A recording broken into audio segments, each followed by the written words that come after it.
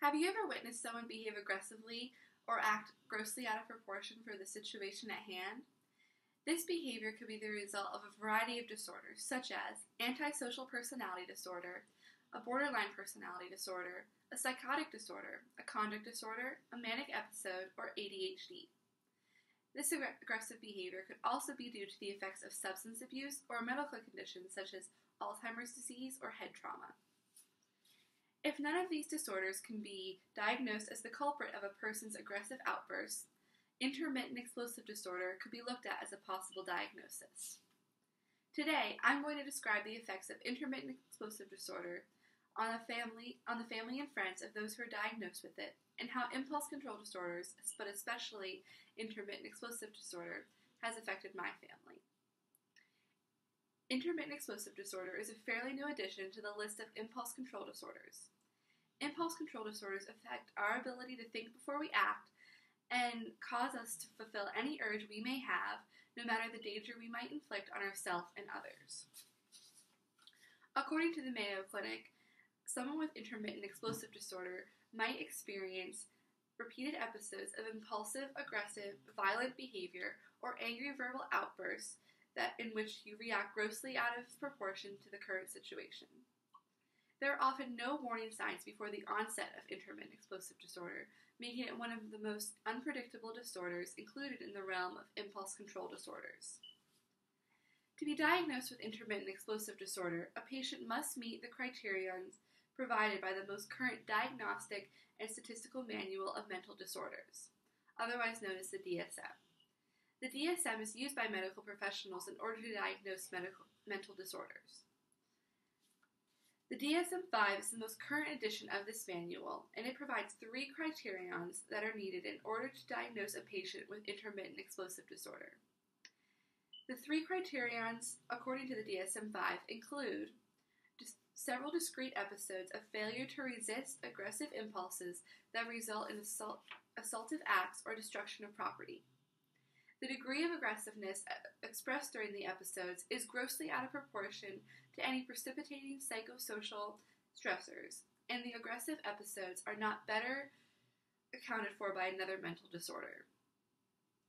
The symptoms of intermittent explosive disorder can place an incredible amount of stress on the family and friends of those who are diagnosed with this disorder. Interpersonal relationships at home, school, and work can be impaired by intermittent explosive disorder because of the unpredictable and violent nature of this disorder and the constant irritable and angry energy that surrounds someone with intermittent explosive disorder. According to the Mayo Clinic, the symptoms of intermittent explosive disorder can lead to relationship problems, divorce, family stress, along with job loss, school suspension, auto accidents, financial problems, and trouble with the law.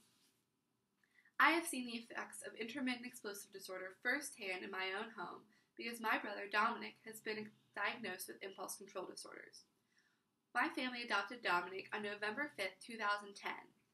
Because of his family history of anger issues and aggressive outbursts, Dominic was predisposed to intermittent explosive disorder.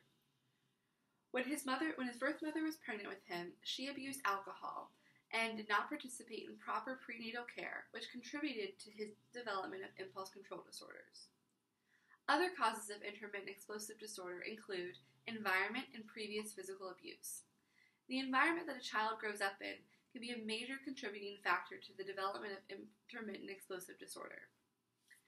When a child is surrounded by aggressiveness and violence, they are more likely to develop intermittent explosive disorder because of the example that the adults in their lives have set for them. They are also predisposed to this disorder because of their genetics and brain chemistry. While my brother was not exposed to any aggressive behavior as a child, he still inherited the sporadic violent outbursts that are associated with intermittent explosive disorder because of his genetics. Intermittent explosive disorder is an unpredictable disorder that is very hard to treat. It is important for those with this disorder to attend therapy, to take their prescribed medicine, and avoid mind-altering substances. I have seen how therapy and medication can improve a person with intermittent explosive disorders' ability to control their impulses. The treatment that my brother received has improved all of our lives because it allowed Dominic to have less angry and violent outbursts, and instead enjoy his time with all of us as a family. Others with intermittent explosive disorder aren't as lucky to have a strong support system to help them with their treatment. As a result, these patients often regress and become easily irritable, aggressive, irrational, and violent. While intermittent explosive disorder is mostly seen in males during their 20s, anyone can develop this dangerous and unpredictable disorder.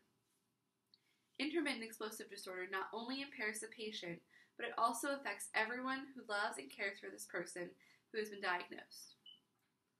It is often difficult to diagnose and treat intermittent explosive disorder, causing those who are trying to control their aggressive impulses to have a more difficult time finding the right medication and therapy for them. This also leads to more stress for those who are trying to care for someone with intermittent explosive disorder.